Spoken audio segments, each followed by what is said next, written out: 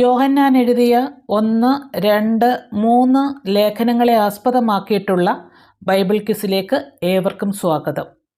ചോദ്യങ്ങളുടെ ഉത്തരങ്ങളോടൊപ്പം തന്നെ Bible reference കൂടി കൊടുക്കുന്നുണ്ട്. നിങ്ങളിത് പഠിക്കാനായിട്ട് ശ്രമിക്കുമ്പോൾ ബൈബിൾ റെഫറൻസ് കൂടി നോക്കി പഠിക്കാനായിട്ട് ശ്രമിക്കുക. നിങ്ങൾക്ക് ഈ വീഡിയോ ഇഷ്ടമായാൽ ലൈക്ക് ചെയ്യുക, കൂടാതെ മറ്റുള്ളവരിലേക്ക് കൂടി ഷെയർ ചെയ്ത് കൊടുത്ത് സഹായിക്കുക. ഇനി ചോദ്യങ്ങളിലേക്ക് കടക്കാം. യോഹന്നാൻ എഴുതിയ 1-ാം ലേഖനത്തിൽ നിന്നുള്ള ചോദ്യങ്ങളും ഉത്തരങ്ങളും. യോഹന്നാൻ എഴുതിയ 1-ാം ലേഖനം സത്യവേദ പുസ്തകത്തിലെ എത്രാമത്തെ പുസ്തകമാണ്? 62-ാമത്തെ. യോഹന്നാൻ എഴുതിയ 1-ാം ലേഖനത്തിൽ ആകെ എത്ര അധ്യായങ്ങളുണ്ട്, എത്ര വാക്യങ്ങളുണ്ട്? 5 അധ്യായങ്ങളും 105 വാക്യങ്ങളുമുണ്ട്. ആദ്യം മുതലുള്ളതും ഞങ്ങൾ കേട്ടതും സ്വന്തം കണ്ണുകൊണ്ട് കണ്ടതും ഞങ്ങൾ നോക്കിയതും ഞങ്ങളുടെ കൈ തൊട്ടതും എന്ന് യോഹന്നാൻ പറഞ്ഞിരിക്കുന്നത് എന്തിനെ സംബന്ധിച്ചാണ്? ജീവന്റെ വചനം സംബന്ധിച്ച്. പിതാവിനോട് കൂടെ ഇരുന്ന് യോഹന്നാന് പ്രത്യക്ഷമായത് എന്താണ്? നിത്യജീവൻ. എന്ത് പ്രത്യക്ഷമായതിനെക്കുറിച്ചാണ് യോഹന്നാൻ കണ്ട് സാക്ഷീകരിക്കുന്നത്? ജീവൻ. താൻ കണ്ടും കേട്ടുമുള്ളത് യോഹന്നാൻ എല്ലാവരെയും അറിയിക്കുന്നത് എന്തിനാണ്? കൂട്ടായ്മ ഉണ്ടാകേണ്ടതിന്. തങ്ങളുടെ കൂട്ടായ്മ ആരോടൊക്കെ ആകുന്നു എന്നാണ് യോഹന്നാൻ പറയുന്നത്? പിതാവിനോടും അവൻ്റെ പുത്രനായ യേശുക്രിസ്തുവിനോടും. ഞങ്ങൾ അവനോട് കേട്ട് നിങ്ങളോട് അറിയിക്കുന്ന ദൂതാകുന്നു എന്ന് യോഹന്നാൻ പറഞ്ഞത് എന്തിനെപ്പറ്റിയാണ്? ദൈവം വെളിച്ചമാകുന്നു, അവനിൽ ഇരുട്ട് ഒട്ടുമില്ല എന്നതിനെപ്പറ്റി. അവനോട് കൂട്ടായ്മയുണ്ടെന്ന് പറയുകയും ഇരുട്ടിൽ നടക്കുകയും ചെയ്താൽ നാം ഭോഷ്ക് പറയുന്നു, സത്യം പ്രവർത്തിക്കുന്നതുമില്ല. ആരോടാണ്? ദൈവത്തോട്. സകല പാപവും പോക്കി നമ്മെ ശുദ്ധീകരിക്കുന്നത് എന്താണ്? ദൈവത്തിൻ്റെ പുത്രനായ യേശുവിൻ്റെ രക്തം. ദൈവം വെളിച്ചത്തിൽ ഇരിക്കുന്നത് പോലെ നാം വെളിച്ചത്തിൽ നടക്കുന്നുവെങ്കിൽ നമുക്ക് തമ്മിൽ എന്തുണ്ട്? കൂട്ടായ്മയുണ്ട്. എപ്പോഴാണ് നാം നമ്മെ തന്നെ വഞ്ചിക്കുന്നതും സത്യം നമ്മിൽ ഇല്ലാതെയാകുന്നതും? നമുക്ക് പാപമില്ല എന്ന് നാം പറയുമ്പോഴാണ് സത്യം നമ്മിൽ ഇല്ലാതെയാകുന്നത്. എപ്പോഴാണ് ദൈവം നമ്മുടെ പാപങ്ങളെ ക്ഷമിച്ച് സകല അനീതിയും പോക്കി നമ്മെ ശുദ്ധീകരിക്കുന്നത്? നാം നമ്മുടെ പാപങ്ങളെ ഏറ്റുപറയുമ്പോഴാണ് നമ്മുടെ പാപങ്ങളെ ക്ഷമിച്ച് നമ്മെ ശുദ്ധീകരിക്കുന്നത്. നാം എപ്പോഴാണ് ദൈവത്തെ അസത്യവാദിയാക്കുന്നത്?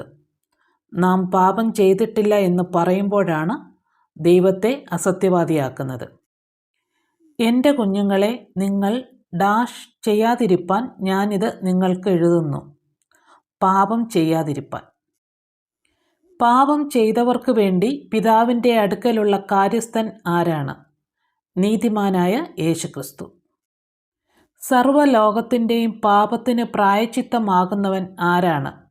നീതിമാനായ യേശുക്രിസ്തു.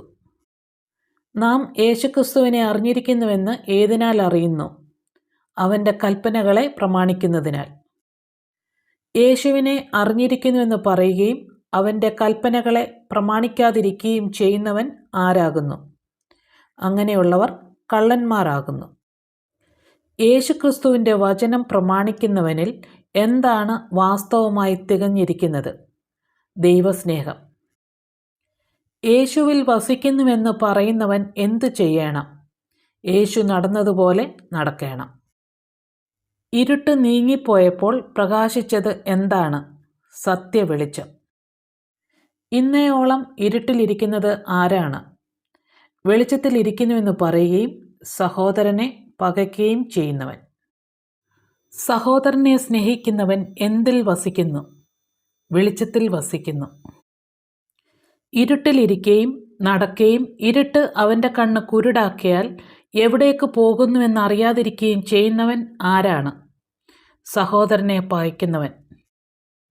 യേശുവിൻ്റെ നാമനിമിത്തം പാപങ്ങൾ മോചിച്ചു കിട്ടിയത് ആർക്കാണ്? കുഞ്ഞുങ്ങൾക്ക്. ആദ്യം മുതലുള്ളവനെ അറിഞ്ഞിരിക്കുന്നത് ആരാണ്? പിതാക്കന്മാർ. ദുഷ്ടനെ ജയിച്ചിരിക്കുന്നത് ആരാണ്? ബാല്യക്കാർ. ശക്തരും ദൈവവചനം ഉള്ളിൽ വസിക്കുന്നവരും ദുഷ്ടനെ ജയിച്ചിരിക്കുന്നവരും ആരാണ്? ബാല്യക്കാർ. ലോകത്തെയും ലോകത്തിലുള്ളതിനെയും സ്നേഹിക്കരുത് എന്ന് പറഞ്ഞത് ആരാണ്? യോഹന്നാൻ. ഒരുവൻ ലോകത്തെ സ്നേഹിക്കുന്നുവെങ്കിൽ അവനിൽ ആരുടെ സ്നേഹമില്ല? പിതാവിൻ്റെ സ്നേഹമില്ല. ഇങ്ങനെ ലോകത്തിലുള്ളതെല്ലാം പിതാവിൽ നിന്നല്ല, ലോകത്തിൽ നിന്നത്രേ ആകുന്നു. എന്താണ് ലോകത്തിലുള്ളത്? ജഡമോഹം, കൺമോഹം, ജീവനത്തിൻ്റെ പ്രതാപം. ലോകവും അതിൻ്റെ മോഹവും ഒഴിഞ്ഞു പോകുന്നു. എന്നാൽ എന്തു ചെയ്യുന്നവനാണ് എന്നേക്കും ഇരിക്കുന്നത്? ദൈവേഷ്ടം ചെയ്യുന്നവനാണ് എന്നേക്കും ഇരിക്കുന്നത്. അന്ത്യനാഴികയാകുന്നു എന്ന് നമുക്ക് എങ്ങനെ അറിയാം? അനേകം എതിർ ക്രിസ്തുക്കൾ എഴുന്നേറ്റിരിക്കയാൽ. അവർ നമ്മുടെ ഇടയിൽ നിന്ന് പുറപ്പെട്ടു എങ്കിലും നമുക്കുള്ളവർ ആയിരുന്നില്ല. ആര്? എതിർ ക്രിസ്തുക്കൾ.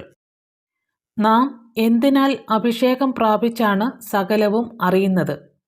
പരിശുദ്ധനാൽ. യേശുവിനെ ക്രിസ്തുവല്ല എന്ന് നിഷേധിക്കുന്നവനല്ലാതെ കള്ളൻ ആറാകുന്നു എന്ന് ചോദിച്ചത് ആര്? യോഹന്നാൻ. എതിർ ക്രിസ്തു ആരാണ്? പിതാവിനെയും പുത്രനെയും നിഷേധിക്കുന്നവൻ തന്നെ എതിർ ക്രിസ്തു. പുത്രനെ നിഷേധിക്കുന്നവന് പിതാവില്ല. പുത്രനെ സ്വീകരിക്കുന്നവനോ ആരുണ്ട്? പിതാവുണ്ട്. ആദ്യം മുതൽ കേട്ടത് നമ്മിൽ വസിക്കുന്നുവെങ്കിൽ നാം ആരിലെല്ലാമാണ് വസിക്കുന്നത്? പുത്രനിലും പിതാവിലും. ഇതാകുന്നു അവൻ നമുക്ക് തന്ന വാഗ്ദത്തം. ഏത്? നിത്യജീവൻ. യേശുവിൻ്റെ പ്രത്യക്ഷതയിൽ ധൈര്യമുണ്ടാകേണ്ടതിന് നാം എന്താണ് ചെയ്യേണ്ടത്? അവനിൽ വസിക്കണം. ആരാണ് കർത്താവിൽ നിന്ന് ജനിച്ചിരിക്കുന്നത്? നീതി ചെയ്യുന്നവനൊക്കെയും. കാൺമീൻ, നാം ഡാഷ് എന്ന് വിളിക്കപ്പെടുവാൻ പിതാവ് നമുക്ക് എത്ര വലിയ സ്നേഹം നൽകിയിരിക്കുന്നു. ദൈവമക്കൾ എന്ന് വിളിക്കപ്പെടുവാൻ പിതാവ് നമുക്ക് എത്ര വലിയ സ്നേഹം നൽകിയിരിക്കുന്നു. പ്രിയമുള്ളവരെ, നാം ഇപ്പോൾ ദൈവമക്കളാകുന്നു എന്ന് പറഞ്ഞത് ആരാണ്? യോഹന്നാൻ. യേശു പ്രത്യക്ഷനാകുമ്പോൾ നാം അവനോട് എങ്ങനെയുള്ളവർ ആകും? സദൃശന്മാർ. പാപം ചെയ്യുന്നവരെല്ലാം എന്താണ് ചെയ്യുന്നത്? അധർമ്മം. എന്തു നീക്കുവാനാണ് യേശു പ്രത്യക്ഷനായത്? പാപങ്ങളെ നീക്കുവാൻ. അവനിൽ പാപമില്ല. അവനിൽ വസിക്കുന്നവനാരും പാപം ചെയ്യുന്നില്ല. പാപം ചെയ്യുന്നവനാരും അവനെ കണ്ടിട്ടില്ല, അറിഞ്ഞിട്ടുമില്ല. ആരിൽ? ദൈവത്തിൽ. പാപം ചെയ്യുന്നവൻ ആരുടെ മകനാണ്? പിശാചിൻ്റെ. ആദ്യം മുതൽ പാപം ചെയ്യുന്നവൻ ആര്? പിശാച്. പിശാചിൻ്റെ പ്രവൃത്തികളെ അഴിപ്പാൻ പ്രത്യക്ഷനായത് ആരാണ്? ദൈവപുത്രൻ. ആരിൽ നിന്ന് ജനിച്ചവനാണ് പാപം ചെയ്യാത്തത്? ദൈവത്തിൽ നിന്ന്. ഡാഷ് പ്രവർത്തിക്കാത്തവനാരും സഹോദരനെ സ്നേഹിക്കാത്തവനും ദൈവത്തിൽ നിന്നുള്ളവനുമല്ല. നീതി പ്രവർത്തിക്കാത്തവൻ. ആദ്യം മുതൽ കേട്ട ദൂത് എന്താണ്? നാം അന്യോന്യം സ്നേഹിക്കണം. കയീൻ തൻ്റെ സഹോദരനായ ഹാബേലിനെ കൊല്ലുവാൻ സംഗതി എന്തായിരുന്നു? തൻ്റെ പ്രവൃത്തി ദോഷവും സഹോദരൻ്റേത് നീതിയുള്ളതക കൊണ്ടത്രേ. ലോകം നമ്മെ പകയ്ക്കുന്നുവെങ്കിൽ നാം എന്ത് ചെയ്യരുതെന്നാണ് യോഹന്നാൻ പറഞ്ഞിരിക്കുന്നത്? ആശ്ചര്യപ്പെടരുത്. നാം മരണം വിട്ട് ജീവനിൽ കടന്നിരിക്കുന്നുവെന്ന് ആരെ സ്നേഹിക്കുന്നതിനാൽ നമുക്ക് അറിയാം? സഹോദരന്മാരെ. സഹോദരനെ പകയ്ക്കുന്നവനെ എന്തു പേരിലാണ് യോഹന്നാൻ വിളിക്കുന്നത്? കൊലപാതകൻ. ഏതൊരു കൊലപാതകൻ്റെയും ഉള്ളിൽ വസിച്ചിട്ടില്ലാത്തത് എന്താണ്? നിത്യജീവൻ. സ്നേഹം എന്തെന്ന് നാം അറിഞ്ഞിരിക്കുന്നത് എപ്പോഴാണ്? യേശു നമുക്ക് വേണ്ടി തൻ്റെ പ്രാണനെ വെച്ചുകൊടുത്തതിനാൽ. നാമും ആർക്കു വേണ്ടി പ്രാണനെ വെച്ചു കൊടുക്കേണ്ടതാകുന്നു? സഹോദരന്മാർക്ക് വേണ്ടി. എങ്ങനെയാണ് നാം സഹോദരങ്ങളെ സ്നേഹിക്കേണ്ടത്? പ്രവൃത്തിയിലും സത്യത്തിലും. ഹൃദയം നമ്മെ കുറ്റം വിധിക്കുന്നുവെങ്കിൽ ദൈവം എങ്ങനെയുള്ളവനെന്ന് നമ്മുടെ ഹൃദയത്തെ അവൻ്റെ സന്നിധിയിൽ ഉറപ്പിക്കാം. നമ്മുടെ ഹൃദയത്തേക്കാൾ വലിയവനും എല്ലാം അറിയുന്നവനുമെന്ന്. ഹൃദയം നമ്മെ കുറ്റം വിധിക്കുന്നില്ലെങ്കിൽ നമുക്ക് ആരോടാണ് പ്രാഗൽഭ്യമുള്ളത്? ദൈവത്തോട്. എന്ത് യാചിച്ചാലും ദൈവത്തിങ്കൽ നിന്ന് ലഭിക്കണമെങ്കിൽ നാം എന്ത് ചെയ്യണം? ദൈവിക കൽപ്പനകളെ പ്രമാണിച്ച് അവന് പ്രസാദമുള്ളത് ചെയ്യണം. ദൈവം നമ്മിൽ വസിക്കുന്നുവെന്ന് അവൻ നമുക്ക് തന്ന എന്തിനാൽ നാം അറിയുന്നു? ആത്മാവിനാൽ. ഏത് ആത്മാവിനെയും വിശ്വസിക്കാതെ ആത്മാക്കൾ ദൈവത്തിൽ നിന്നുള്ളവയോ എന്ന് ശോധന ചെയ്യുന്നത് എന്തുകൊണ്ടാണ്? കള്ളപ്രവാചകന്മാർ പലരും ലോകത്തിലേക്ക് പുറപ്പെട്ടിരിക്കുന്നത് കൊണ്ട്. യേശു ക്രിസ്തു ജഡത്തിൽ വന്നു എന്ന് സ്വീകരിക്കുന്ന ആത്മാവുള്ളത് ആർക്കാണ്? ദൈവത്തിൽ നിന്നുള്ളവർക്ക്. യേശു ക്രിസ്തുവിനെ സ്വീകരിക്കാത്ത ആത്മാക്കൾ ആരുടേതാണ്? എതിർ ക്രിസ്തുവിൻ്റെ. അത് വരുമെന്ന് നിങ്ങൾ കേട്ടിട്ടുണ്ടല്ലോ. അത് ഇപ്പോൾ തന്നെ ലോകത്തിലുണ്ട്. ഏത്? എതിർ ക്രിസ്തുവിൻ്റെ ആത്മാവ്. നിങ്ങളിലുള്ളവൻ ലോകത്തിലുള്ളവനേക്കാൾ വലിയവനല്ലോ. നിങ്ങളിലുള്ളതാര്? ലോകത്തിലുള്ളവനാര്? നിങ്ങളിലുള്ളത് ദൈവാത്മാവ്, ലോകത്തിലുള്ളവൻ എതിർ ക്രിസ്തുവിൻ്റെ ആത്മാവ്. ലൗകികന്മാരുടെ വാക്ക് കേൾക്കുന്നതാരാണ്? ലോകം. സത്യത്തിൻ്റെ ആത്മാവെന്ന് വിശേഷിപ്പിച്ചിരിക്കുന്നത് എന്തിനെയാണ്? ദൈവാത്മാവിനെ. വഞ്ചനയുടെ ആത്മാവെന്ന് വിശേഷിപ്പിച്ചിരിക്കുന്നത് എന്തിനെയാണ്? എതിർ ക്രിസ്തുവിൻ്റെ ആത്മാവിനെ. ദൈവത്തിൽ നിന്ന് ജനിക്കുകയും ദൈവത്തെ അറിയുകയും ചെയ്യുന്നവനാരാണ്? സ്നേഹിക്കുന്നവനല്ല. സ്നേഹത്തിൻ്റെ ഉറവിടം ആരാണ്? ദൈവം. പ്രിയമുള്ളവരെ, നാം അന്യോന്യം സ്നേഹിക്കുക എന്ന് ഉപദേശിച്ചത് ആരാണ്? യോഹന്നാൻ. ദൈവം തന്നെ. ദൈവം സ്നേഹം തന്നെ. ദൈവത്തിന് നമ്മോടുള്ള സ്നേഹം എന്തിനാലാണ് പ്രത്യക്ഷമായത്? തൻ്റെ ഏകജാതനായ പുത്രനെ നാം അവനാൽ ജീവിക്കേണ്ടതിന് ലോകത്തിലേക്ക് അയച്ചു എന്നുള്ളതിനാൽ. ദൈവം നമ്മെ സ്നേഹിച്ചു നമ്മുടെ പാപങ്ങൾക്ക് പ്രായശ്ചിത്തമാകുവാൻ അയച്ചത് എന്തിനാലാണ്? സ്നേഹത്താൽ. ആരും ഒരു നാളും കണ്ടിട്ടില്ലാത്തത് ആരെയാണ്? ദൈവത്തെ. നാം എന്തു ചെയ്താലാണ് ദൈവം നമ്മിൽ വസിക്കുന്നതും അവൻ്റെ സ്നേഹം നമ്മിൽ തികഞ്ഞു വരുന്നതും? അന്യോന്യം സ്നേഹിക്കുന്നുവെങ്കിൽ. നാം ദൈവത്തിലും ദൈവം നമ്മിലും വസിക്കുന്നുവെന്ന് എന്തിനാൽ നാം അറിയുന്നു? ദൈവം തൻ്റെ ആത്മാവിനെ തന്നതിനാൽ നാം അറിയുന്നു. യോഹന്നാൻ കണ്ട് സാക്ഷ്യം പറഞ്ഞത് എന്തിനെക്കുറിച്ചാണ്? പിതാവ് പുത്രനെ ലോകരക്ഷിതാവായിട്ട് അയച്ചിരിക്കുന്നു എന്നാണ് യോഹന്നാൻ പറഞ്ഞത്. യേശു ആരെന്ന് സ്വീകരിക്കുന്നവനിലാണ് ദൈവവും അവൻ ദൈവത്തിലും വസിക്കുന്നത്. ദൈവപുത്രനെന്ന് സ്വീകരിക്കുന്നവനിലാണ്. എന്താണ് നാം അറിഞ്ഞും വിശ്വസിച്ചുമിരിക്കുന്നത്? ദൈവത്തിന് നമ്മോടുള്ള സ്നേഹത്തെയാണ് നാം അറിഞ്ഞും വിശ്വസിച്ചുമിരിക്കുന്നത്. സ്നേഹത്തിൽ വസിക്കുന്നവനിൽ ആര് വസിക്കുന്നു? ദൈവമാണ് സ്നേഹത്തിൽ വസിക്കുന്നവനിൽ വസിക്കുന്നത്. ഏത് ദിവസത്തിൽ ധൈര്യമുണ്ടാക്കുവാൻ തക്കവണ്ണമാണ് സ്നേഹം നമ്മോട് തികഞ്ഞിരിക്കുന്നത്? ന്യായവിധി ദിവസത്തിൽ ധൈര്യമുണ്ടാകുവാൻ തക്കവണ്ണമാണ് സ്നേഹം നമ്മോട് തികഞ്ഞിരിക്കുന്നത്. സ്നേഹത്തിന് എന്തില്ല? സ്നേഹത്തിന് ഭയമില്ല. ഭയത്തിന് ദണ്ഡനം ഉള്ളതിനാൽ തികഞ്ഞ സ്നേഹം എന്തിനെ പുറത്താക്കിക്കളയുന്നു? ഭയത്തെ പുറത്താക്കിക്കളയുന്നു. ഭയപ്പെടുന്നവൻ എന്തിൽ തികഞ്ഞവനല്ല? സ്നേഹത്താൽ തികഞ്ഞവനല്ല. നമുക്ക് ദൈവത്തിങ്കൽ നിന്ന് ലഭിച്ചിരിക്കുന്ന കൽപ്പന എന്താണ്?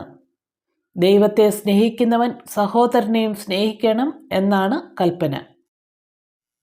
യേശുവിനെ ആരെന്ന് വിശ്വസിക്കുന്നവൻ എല്ലാമാണ് ദൈവത്തിൽ നിന്നും ജനിച്ചിരിക്കുന്നത്. ക്രിസ്തു എന്ന് വിശ്വസിക്കുന്നവർ എല്ലാവരുമാണ്.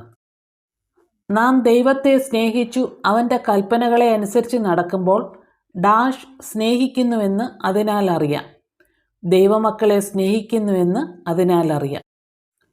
അവൻ്റെ കൽപ്പനകളെ പ്രമാണിക്കുന്നതല്ലോ ദൈവത്തോടുള്ള സ്നേഹം. അവൻ്റെ കൽപ്പനകൾ ഭാരമുള്ളവയല്ല. ആരുടെ? ദൈവത്തിൻ്റെ കൽപ്പനകൾ. ദൈവത്തിൽ നിന്ന് ജനിച്ചതൊക്കെയും എന്തിനെ ജയിക്കുന്നു? ലോകത്തെ ജയിക്കുന്നു. ലോകത്തെ ജയിച്ച ജയം എന്താണ്?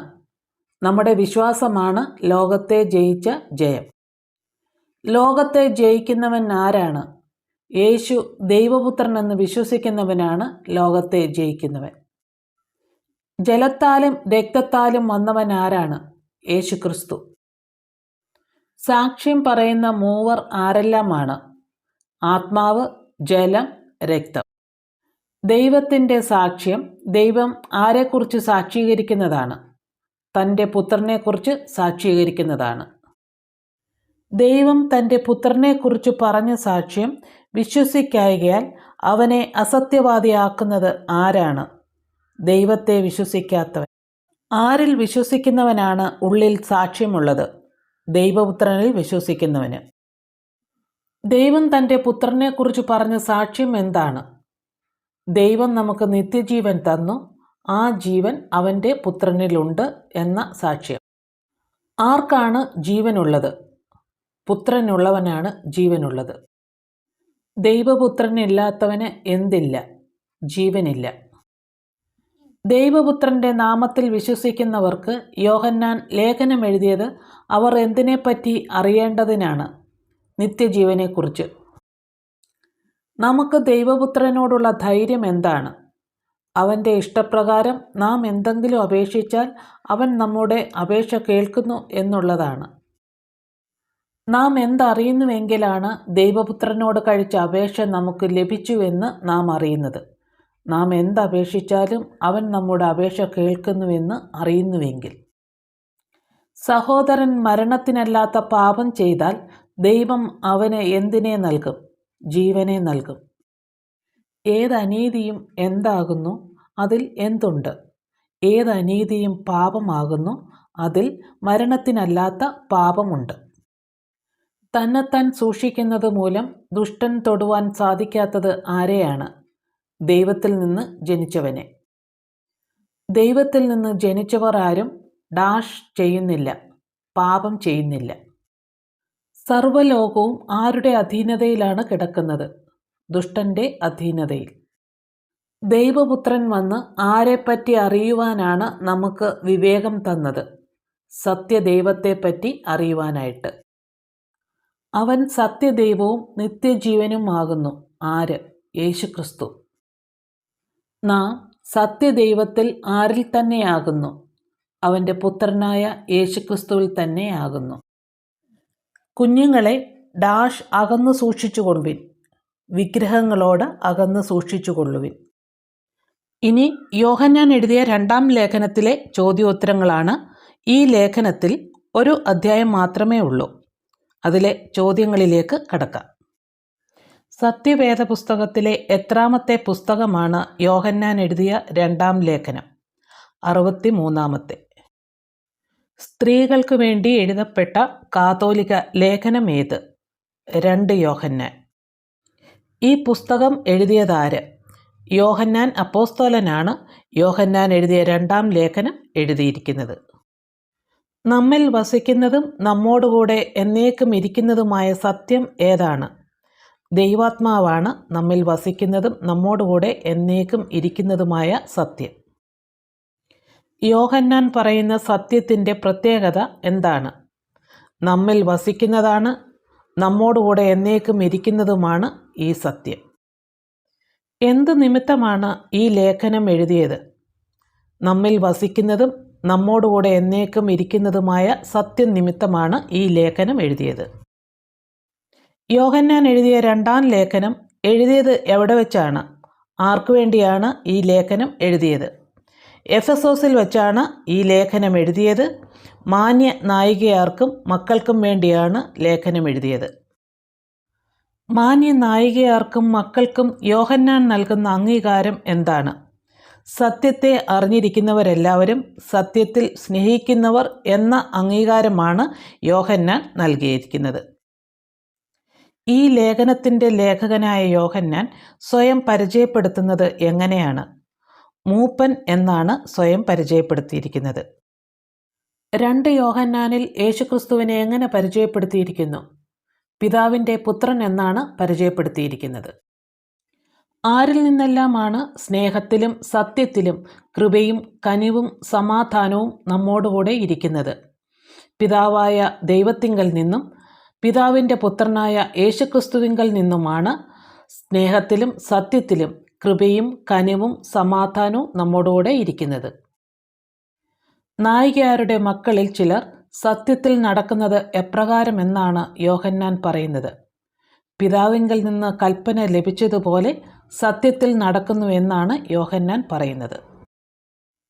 യോഹന്നാൻ അത്യന്തം സന്തോഷിച്ചു എന്ന് പറയുന്നത് ഏത് കാര്യത്തെ കണ്ടിട്ടാണ്? പിതാവിങ്കൽ നിന്ന് കൽപ്പന ലഭിച്ചതുപോലെ മക്കളിൽ ചിലർ സത്യത്തിൽ നടക്കുന്നു എന്ന് കണ്ടിട്ടാണ്. യോഹന്നാൻ നായികയാർക്ക് എഴുതി അപേക്ഷിച്ചത് എന്താണ്? നാം അന്യോന്യം സ്നേഹിക്കണമെന്നാണ് അപേക്ഷിച്ചത്. നാം ദൈവത്തിൻ്റെ കൽപ്പനകളെ അനുസരിച്ച് നടക്കുന്നത് തന്നെ എന്താകുന്നു? സ്നേഹമാകുന്നു. ആദ്യം മുതൽ നമുക്കുള്ളതും നാം കേട്ടതുമായ കൽപ്പന എന്താണ്? നാം അന്യോന്യം സ്നേഹിക്കണം എന്നാണ് നാം ആദ്യം മുതൽ കേട്ടതായ കൽപ്പന. എങ്ങനെയുള്ള വഞ്ചകന്മാരാണ് ലോകത്തിലേക്ക് പുറപ്പെട്ടിരിക്കുന്നത്? യേശുക്രിസ്തുവിനെ ജഡത്തിൽ വന്നവനെന്ന് സ്വീകരിക്കാത്ത വഞ്ചകന്മാരാണ് ലോകത്തിലേക്ക് പുറപ്പെട്ടിരിക്കുന്നത്. യേശുക്രിസ്തുവിനെ ജഡത്തിൽ വന്നവനെന്ന് സ്വീകരിക്കാത്തവർ ആരെല്ലാമാണ്? വഞ്ചകന്മാരും എതിർ ക്രിസ്തുവുമാണ് യേശുക്രിസ്തുവിനെ ജഡത്തിൽ വന്നവനെന്ന് സ്വീകരിക്കാത്തവർ. എതിർ ക്രിസ്തുവിൻ്റെ സ്വഭാവം എന്താണ്? വഞ്ചനയാണ് എതിർ ക്രിസ്തുവിൻ്റെ സ്വഭാവം. ഞങ്ങളുടെ പ്രയത്നഫലം കളയാതെ എന്ത് പ്രാപിക്കേണ്ടതിന് സൂക്ഷിച്ചുകൊള്ളുവാനാണ് യോഹന്നാൻ പറയുന്നത്. പൂർണ്ണ പ്രതിഫലം പ്രാപിക്കേണ്ടതിന് സൂക്ഷിച്ചുകൊള്ളുവാനാണ് യോഹന്നാൻ പറയുന്നത്. പൂർണ്ണ പ്രതിഫലം പ്രാപിക്കേണ്ടതിന് എന്താണ് സൂക്ഷിച്ചുകൊള്ളേണ്ടത്? പ്രയത്നഫലം കളയാതെ സൂക്ഷിച്ചുകൊള്ളണം. ആരുടെ ഉപദേശത്തിൽ നിലനിൽക്കാതെ അതിർ കടന്നു പോകുന്നവനാണ് ദൈവമില്ലാത്തത്. ക്രിസ്തുവിൻ്റെ ഉപദേശത്തിൽ നിലനിൽക്കാതെ അതിർ കടന്നു പോകുന്നവനാണ് ദൈവമില്ലാത്തത്. ക്രിസ്തുവിൻ്റെ ഉപദേശത്തിൽ നിലനിൽക്കാതെ അതിർ കടന്നു പോകുന്നവരെക്കുറിച്ച് യോഹന്നാൻ പറയുന്നത് എന്താണ്? അവർക്ക് ദൈവമില്ല എന്നാണ് യോഹന്നാൻ പറയുന്നത്. ക്രിസ്തുവിൻ്റെ ഉപദേശത്തിൽ നിലനിൽക്കുന്നവന് ആരെല്ലാം ഉണ്ട്? പിതാവും പുത്രനും ഉണ്ട്. പിതാവും പുത്രനും ഉള്ളത് ആർക്കാണ്? ഉപദേശത്തിൽ നിലനിൽക്കുന്നവർക്കാണ് പിതാവും പുത്രനും ഉള്ളത്. ക്രിസ്തുവിൻ്റെ ഉപദേശം കൊണ്ടല്ലാതെ അടുക്കൽ വരുന്നവനെ എന്തു ചെയ്യണം? വീട്ടിൽ കൈക്കൊള്ളരുത്, അവനുമായി കുശലം പറയുകയും അരുത്. അവനെ വീട്ടിൽ കൈക്കൊള്ളരുത് എന്ന് പറയുന്നത് ആരെക്കുറിച്ചാണ്? ക്രിസ്തുവിൻ്റെ ഉപദേശവും കൊണ്ടല്ലാതെ അടുക്കൽ വരുന്നവനെക്കുറിച്ചാണ് പറയുന്നത്. ക്രിസ്തുവിൻ്റെ ഉപദേശവും കൊണ്ടല്ലാതെ അടുക്കൽ വരുന്നവനോട് കുശലം പറയുന്നവന് എന്ത് സംഭവിക്കുന്നു? അവൻ ദുഷ്പ്രവൃത്തികൾക്ക് കൂട്ടാളിയാകുന്നു. യോഹന്നാൻ ഒരെഴുത്തിലൂടെ അല്ലാതെ എങ്ങനെ സംസാരിക്കാനാണ് ആശിക്കുന്നത്? മുഖാമുഖമായി സംസാരിക്കാനാണ് ആഗ്രഹിക്കുന്നത്. നിങ്ങളുടെ സന്തോഷം പൂർണ്ണമാകേണ്ടതിന് നിങ്ങളുടെ അടുക്കൽ വന്ന് മുഖാമുഖമായി സംസാരിക്കുവാൻ ആശിക്കുന്നു എന്ന് പറഞ്ഞത് ആര്? യോഹന്നാൻ അപ്പോസ്തലൻ. യോഹന്നാൻ എന്തിനു വേണ്ടിയാണ് മുഖാമുഖമായി സംസാരിക്കുവാൻ ആശിക്കുന്നത്? അവരുടെ സന്തോഷം പൂർണ്ണമാകേണ്ടതിനു വേണ്ടിയാണ് മുഖാമുഖമായി സംസാരിക്കുവാനായിട്ട് ആശിക്കുന്നത്. നിങ്ങൾക്ക് എഴുതുവാൻ പലതുമുണ്ട്, എങ്കിലും കടലാസിലും മഷി കൊണ്ടും എഴുതുവാൻ എനിക്ക് മനസ്സില്ല എന്ന് പറഞ്ഞതാരാണ്? യോഹന്നാൻ അപ്പോസ്തലൻ. ഇനി യോഹന്നാൻ എഴുതിയ 3-ാം ലേഖനത്തിലെ ചോദ്യോത്തരങ്ങളാണ്. ഈ ലേഖനത്തിലും ഒറ്റ അധ്യായം മാത്രമേ ഉള്ളൂ. അതിലെ ചോദ്യങ്ങളിലേക്ക് കടക്കാം. യോഹന്നാൻ എഴുതിയ 3-ാം ലേഖനം സത്യവേദ പുസ്തകത്തിലെ എത്രാമത്തെ പുസ്തകമാണ്?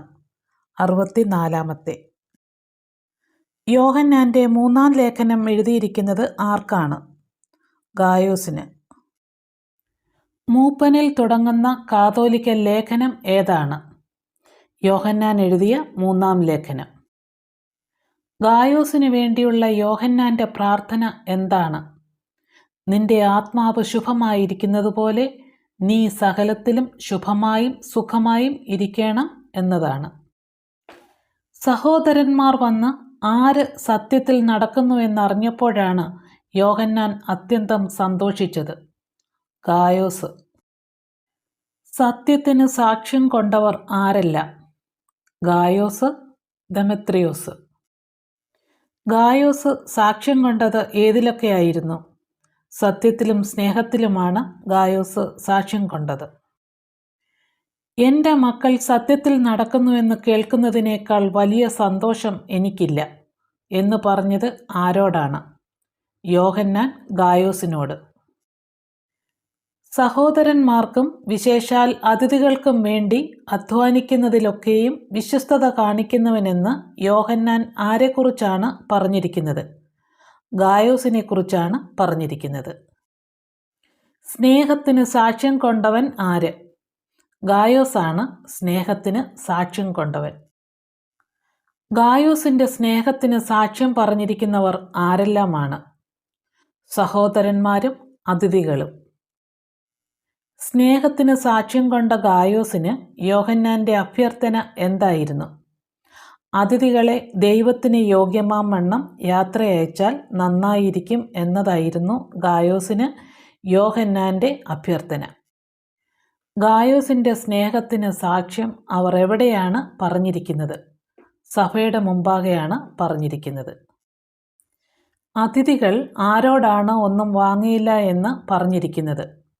ജാതികളോടാണ് ഒന്നും വാങ്ങിയില്ല എന്ന് പറഞ്ഞിരിക്കുന്നത്. എന്ത് കാരണത്താലാണ് അതിഥികളും സഹോദരന്മാരും ജാതികളോട് ഒന്നും വാങ്ങാതെ പുറപ്പെട്ടത്? തിരുനാമം നിമിത്തം. നാം എന്തിൻ്റെ കൂട്ടുവേലക്കാർ ആകണം? സത്യത്തിൻ്റെ കൂട്ടുവേലക്കാർ ആകണം. നാം സത്യത്തിന് കൂട്ടുവേലക്കാർ ആകേണ്ടതിന് എന്ത് ചെയ്യണം? മറ്റുള്ളവരെ സൽക്കരിക്കണം.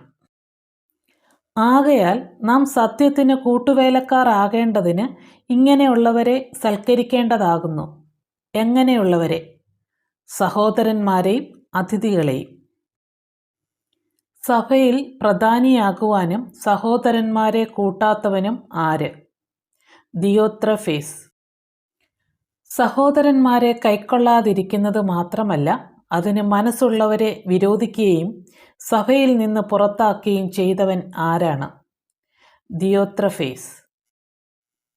സഭയ്ക്കുള്ളിലെ ദിയോത്രഫേസിൻ്റെ നേതൃത്വ ശൈലിയുമായി ബന്ധപ്പെട്ട് യോഹന്നാൻ അവനിൽ കാണുന്ന 2 പ്രശ്നങ്ങൾ ഏതെല്ലാം? 1.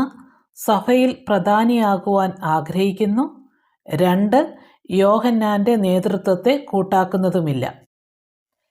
സഭയിൽ ദിയോത്രഫേസിൻ്റെ തെറ്റായ പ്രവർത്തികൾ എന്തെല്ലാം? ദുർവാക്ക് പറയുന്നു, സഹോദരന്മാരെ കൈക്കൊള്ളാതിരിക്കുന്നു, കൈക്കൊള്ളുവാൻ മനസ്സുള്ളവരെ വിരോധിക്കുകയും പുറത്താക്കുകയും ചെയ്യുന്നു. യോഹന്നാൻ ഗായോസിന് നൽകുന്ന ഉപദേശം എന്താണ്? നന്മയല്ലാതെ തിന്മ അനുകരിക്കരുത് എന്നുള്ളതായിരുന്നു യോഹന്നാൻ ഗായോസിന് നൽകുന്ന ഉപദേശം. നന്മ ചെയ്യുന്നവനെക്കുറിച്ച് എന്താണ് പറയുന്നത്? ദൈവത്തിൽ നിന്നുള്ളവനാണ് നന്മ ചെയ്യുന്നവൻ.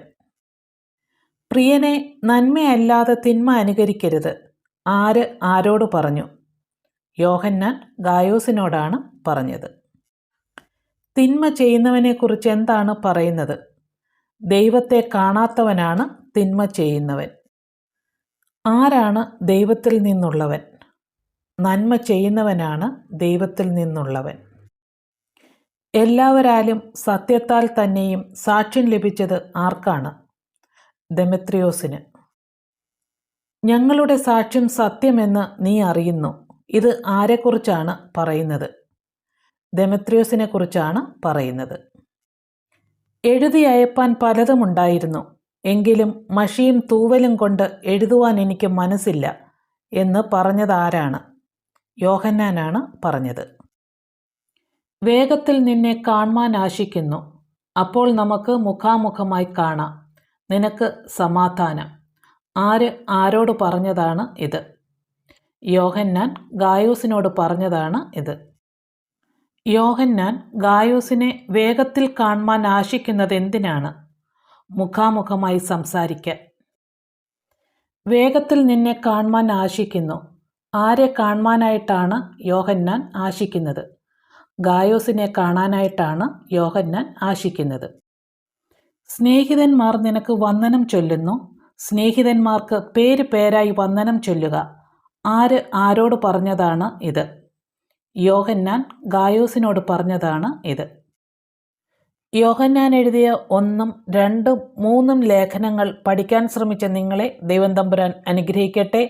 നിങ്ങൾക്ക് ഈ വീഡിയോ ഇഷ്ടമായാൽ ഒന്ന് ലൈക്ക് ചെയ്യുക, അതുപോലെ മറ്റുള്ളവരിലേക്ക് കൂടി ഒന്ന് ഷെയർ ചെയ്ത് കൊടുത്ത് സഹായിക്കുക. വീഡിയോയെക്കുറിച്ചുള്ള നിർദ്ദേശങ്ങളും അഭിപ്രായങ്ങളും കമൻറ്റ് ബോക്സിലൂടെ അറിയിക്കുകയും വേണം. പുതിയ വീഡിയോയുമായി അടുത്തതിൽ കാണാം. Till then bye and God bless you.